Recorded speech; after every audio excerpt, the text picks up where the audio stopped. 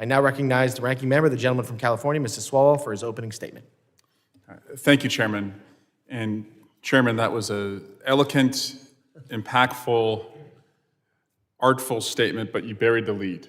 Our chairman of the subcommittee has been selected by his colleagues to be the chairman of the full committee with the resignation of Chairman Green, effective earlier this week. So congratulations.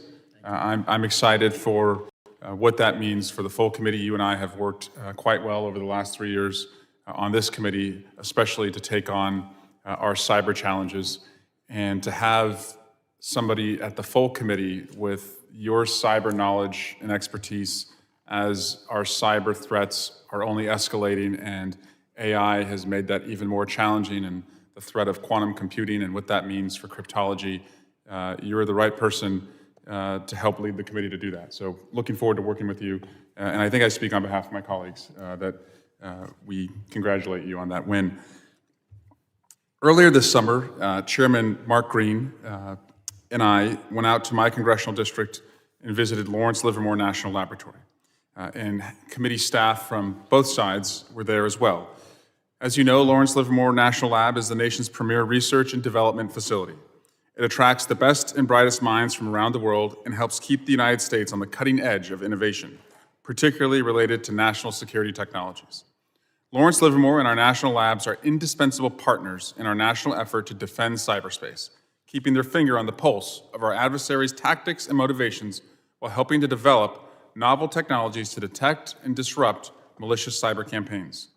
We saw Lawrence Livermore works firsthand, and it's critical to national efforts to secure critical infrastructure our constituents rely on every day and the operational technology that underpins it. The lab's work is paying off dividends, especially related to the Chinese threat actors like Volt Typhoon, and I'm pleased that the lab today, through Dr. Gleason's testimony, will talk about its important work. Notably, the lab is a key partner in CISA's Cyber Sentry program, which places sensors on private sector networks on a voluntary basis to monitor for and detect cyber threats. The lab contextualizes data from the Cyber Sentry program with other intelligence feeds, generates unique insights into malicious cyber activity, and provides network defenders the know-how to kick out the adversaries. The knowledge derived through the lab's work benefits programs and activities across CISA, and I'm eager to learn how Lawrence Livermore and the National Lab community can continue to support federal efforts to better secure operational technology. Additionally, I'm interested to learn how other programs at sector risk management agencies and CISA, like the Joint Cyber Defense Collaborative, JCDC, support efforts to mature our collective approach to security. It's incumbent on the federal government to collaborate with its private sector partners to bring security resources to bear to these under-resourced sectors.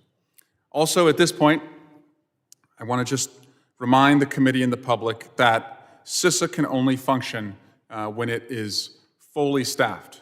It should not be free from reforms, but currently it has lost approximately 1,000 employees since the DOGE cuts began to take place.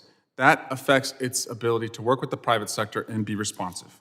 Fewer brains and reduced funding means less capability, less capacity, and less collaboration, which is detrimental to ongoing efforts to mature operational technology security programs. And also, I'd like to reiterate my strong support for the reauthorization of the other CISA, CISA 2015. Stakeholders have referred to CISA 2015 as the most successful cyber law ever passed, and I was a part of writing it and passing it in 2015 as a member of both this committee and the House Intelligence Committee. We cannot allow this critical authority to lapse. Toward that end, I was pleased to see a clean 10-year extension included in the Senate Intelligence Authorization Act for fiscal year 2026. It sends a clear message to our partners and our adversaries that cybersecurity continues to be a bipartisan priority in Congress. I look forward to working with my House colleagues to provide non-federal stakeholders the certainty they need to continue their strategic collaboration with the government by passing a clean authorization before it lapses later this fall. With that, I yield back.